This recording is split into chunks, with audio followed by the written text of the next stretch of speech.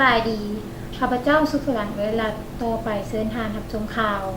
พิธีวางศิลาฤกษ์และเปิดโครงการปลูกสร้างหอสภาแห่งชาติลาวในวันที่1 พฤศจิกายน ปี 2027 นี้ที่นครหลวงเวียงจันทน์โดยมีท่านบุญยังวรจิตเลขาธิการใหญ่คณะบริหารงานศูนย์กลางภาคประชาชนปฏิบัติลาวประธานประเทศแห่งสาธารณรัฐประชาธิปไตยประชาชนลาว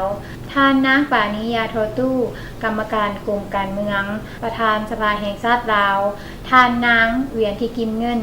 กรรมการกรมการเมืองศูนย์การพักคอมมิวนิสต์เวียดนาม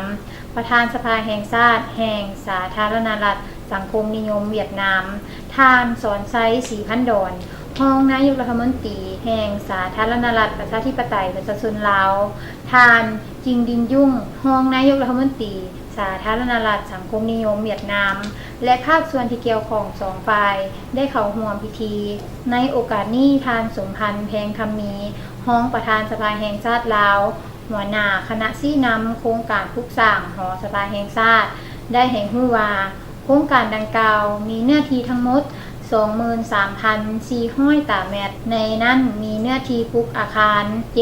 7,171 ตารางเมตรกว้าง 78 เมตรเนื้อที่จอดรถและทางสัญจร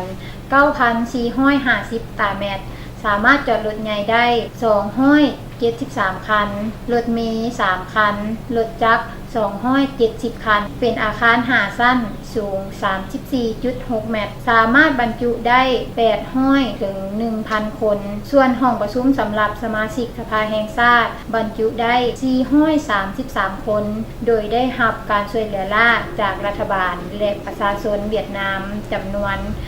100 ล้านดอลลาร์สหรัฐในโอกาสเฉลิมฉลอง2วันประวัติศาสตร์แห่งการสร้างตั้งสายพัวพันธ์การทูตลาวเวียดนามครบรอบ55 ปีและวันเซ็นสนธิสัญญาครบรอบ40 ปีโดยแม่ทัพน้อย11กระทรวงป้องกันประเทศเวียดนามเป็นผู้รับเหมาก่อสร้างจบการรายงานข่าวขอบใจที่ติดตามรับชมข่าวจากสำนักข่าวสารประเทศลาวสบายดี